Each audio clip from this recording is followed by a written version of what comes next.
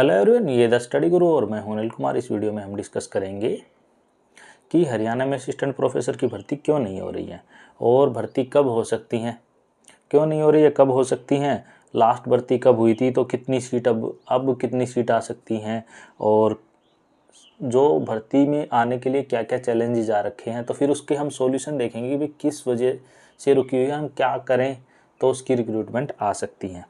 ठीक है जी। तो सबसे पहले हमारे पास आता है जो रिक्रूटमेंट। अगर हम एक क्रोनोलॉजिकल देखें तो हम लेटेस्ट देखें तो 2019 में हमारे पास रिक्रूटमेंट आई थी। 2019 में जो रिक्रूटमेंट आई थी उसकी अगर हम बात करें तो उसमें 17 सब्जेक्ट में रिक्रूटमेंट आई थी और 524 वैकेंसी आई थी। 524 वैकेंसी आई, 17 सब्जेक्ट में आई। और उससे पहले की अगर हम बात करें तो 2016 में आई थी, 29 सब्जेक्ट में आई थी और आपकी 1647 वैकेंसी आई थी।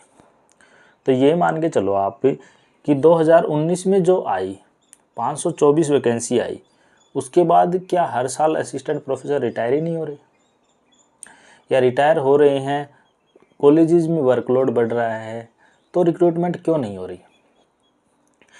क्यों नहीं हो रही के रीज़न ये हैं कि नंबर एक रीज़न की अगर हम बात करें तो जो इन्होंने एक टाइप से निकाल रखा कि HRKN टाइप इन्होंने निकाल रखा है, और जितने भी जॉब्स हैं उनमें HKRN के थ्रू रिक्रूटमेंट कर रहे हैं। लेकिन असिस्टेंट प्रोफेसर में ऐसा नहीं हो रहा कि भी HKRN के थ्रू रिक्रूटमेंट कर दें या फिर कोई और इस तरह से ला के टेम्प्रेरी रिक्रूटमेंट कर दें, क्योंकि पहले ही जो कॉलेजेस में टीचर पढ़ा रहे हैं, बच्चे पढ़ा रहे हैं, उनको वो भी ऑलरेडी एक किस्म से गेस्ट हैं। तो एक तो रीज़न ये है। अब गवर्नमेंट के ऊपर ये भी दबाव है कि जो पहले से लगे हुए हैं आप उनको परमानेंट क्यों नहीं कर रहे। उनकी भी अच्छी खासी संख्या है, अच्छी भी।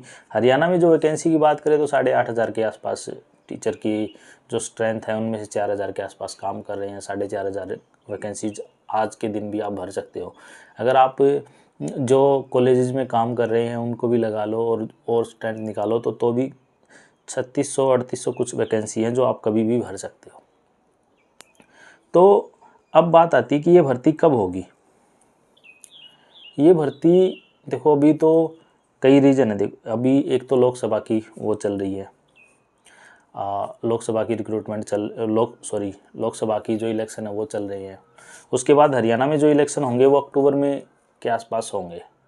तो अक्टूबर के आसपास इलेक्शन होंगे। अगर जून में सेम गवर्नमेंट रिपीट होती है तो भी चांसेस कम है आपके रिक्रूटमेंट होने के। अगर गवर्नमेंट चेंज होती है तो भी चांसेस कम है रिक्रूटमेंट होने के। अगर सेम गवर्नमेंट रिपीट होती है तो ये क्या, अगर गवर्नमेंट हम मान के चलते हैं सेम गवर्नमेंट रिपीट हो गई तो क्या होगा उस केस में आपकी रिक्रूटमेंट तो निकाल देंगे, एडवर्टीजमेंट तो निकाल देंगे। जैसे जितने भी हम हैं सबको पता है कि हरियाणा में किस तरह से रिक्रूटमेंट होती है। आज वैकेंसी निकली, इसी एडवर्टीजमेंट की हम बात करें तो सबसे पहले कितनी वैकेंसी आई थी? सबसे पहले कह रहे थे कि जी 1692 कुछ ऐसी वैकेंसी, 2600 समथिंग वैकेंसी हैं। फिर उसके बाद इन्होंने बोला कि नहीं जी 1535 का तो हमने वो कर दिया, एडवर्टीजमेंट कर दिया। फिर कहते कि जी नहीं जी क्राइटेरिया चेंज हो गया तो वैकेंसी वापस करो, फिर हम जोड़ के ऐड करके भेजेंगे। अब उसके बाद क्या आया कि नहीं जी वो क्राइटेरिया भी हो गया हमारा, लेकिन पेपर का सिलेबस हम 2 तरह से कराएंगे, पेपर 1 तरह से कराएंगे, ये बात आई। अगर गवर्नमेंट को रिक्रूटमेंट अगर करनी होती तो वो कभी भी रिक्रूटमेंट कर सकती। ये सारा ना एक किस्म से स्कैम है। अब स्कैम कैसे है? जैसे मान लो उन्होंने एडवर्टीजमेंट निकाला, गवर्नमेंट ने एडवर्टीजमेंट निकाला।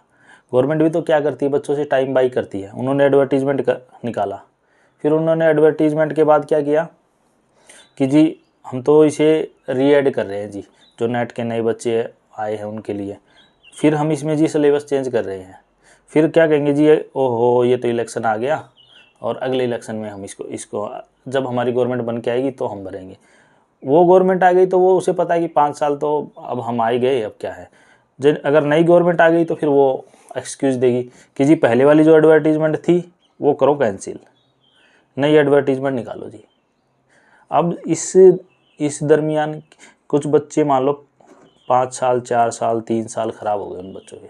मान लो किसी बच्चे की एज 25 साल थी, उसकी 5 साल ख़राब हो गए, वो 30 साल तक इसी वेट में लगा पड़ा रहा कि भाई मेरी वैकेंसी आएगी।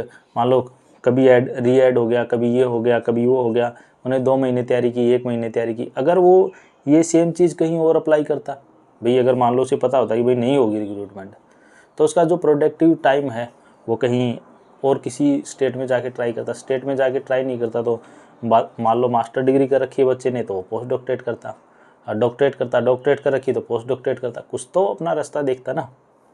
अब इस सिचुएशन में क्या हो रहा है, ना तो बच्चों का कोई भला हो रहा है, ना कोई जो एडमिशन, जो नई रिक्रूटमेंट, नए मतलब बच्चों का कॉलेजेस में एडमिशन हो रहा है, नुकसान तो उनका भी हो रहा है कि उनको अच्छे टीचर नहीं मिल रहे।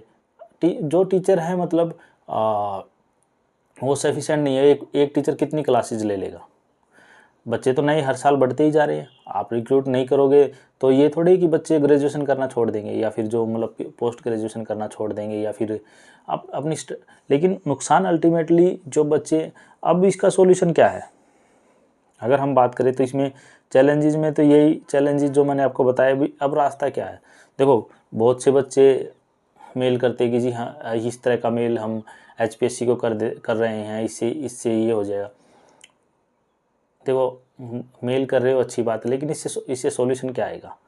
जब किसान आंदोलन में लोग रोड पे बैठे रहे थे, बैरिकेड लगा दिए थे जब गवर्नमेंट ने, जब उन लोगों पे की नहीं सुनी, गुजरात में 1 लीटर प्रधानमंत्री ने पेट्रोल आके तक बोल दिया तो उनकी नहीं सुनी 57 रुपये यानी मुख्यमंत्री ने। 97 अब के कह रहे कि आसपास। जी जो वो है हमारा फाइनेंस मिनिस्टर है जो पहले, अब बच्चों से तुम उम्मीद कर रहे हो कि वो 4 टेस्ट दे भाई, स्क्रीनिंग भी दें, इंटरव्यू भी दें, उसके बाद उनमें और करिकुलम एक्टिविटी भी हो, PhD के ये नंबर देंगे वो करके देंगे, और ऑब्जेक्टिव भी दें, सब्जेक्टिव भी। ये 100 कहानियाँ बता रहे हो तुम। वो नेट का अलग से पेपर पास करके आए और आप लोग, आपसे 1,76,000 नहीं बोला जाता। अब हरियाणा के जो क्या नाम था एजुकेशन मिनिस्टर कौरपाल गुर्जर, ये बंदे, इनसे 1,76,000 नहीं बोला गया। अब ये बच्चों से उम्मीद करते हैं कि भाई आप तो, मैं ये नहीं कहता जो भी बच्चा है मान लो कोई नेट JRF पास करके आता है उस बच्चे में काबिलियत तो है ही, आप उसका टेस्ट करा लो। जो बच्चे नए आ रहे हैं उनको ही फ़ायदा हो जाएगा। मान लो एक घर में से एक बंदे को कौन जॉब मिलती है तो इससे ये फ़ायदा होता है कि उनका पूरा घर सही रास्ते पे आ जाता है। और उसके बाद क्या हुआ? मुख्यमंत्री जी ने सभा में पास कर दिया जी, मुख्यमंत्री ने अपनी सभा में पास कर दिया, उससे क्या होगा जी? अब उसके बाद मुख्यमंत्री ने सभा में पास कर दिया, मुख्यमंत्री के बाद अब आपने चेंज कर दिया, नया आपका वो आ गया, नया मुख्यमंत्री आ गया, आपने मुख्यमंत्री चेंज कर दिया, फिर एजुकेशन मिनिस्टर भी आपका चेंज हो गया, आपकी नई एजुकेशन मिनिस्टर आ गई सीमा तिरखा करके। आप तो अपनी चीज़ें चेंजेस कर रहे हो, लेकिन जो बच्चे हैं वो कहाँ जाएंगे?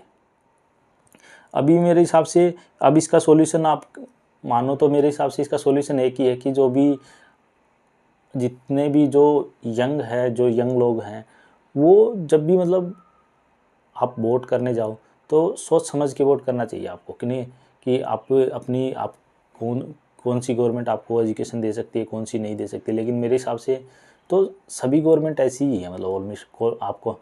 इससे पहले जो दूसरी गवर्नमेंट थी कांग्रेस की, वो भी ऐसी ही थी उसके मामले में। वहाँ पे उस टाइम पे ये उन पे चार्जेस लगते थे कि भाई एक ही एरिया के लोग लगा रहे हैं, दूसरे एरिया के नहीं लग रहे।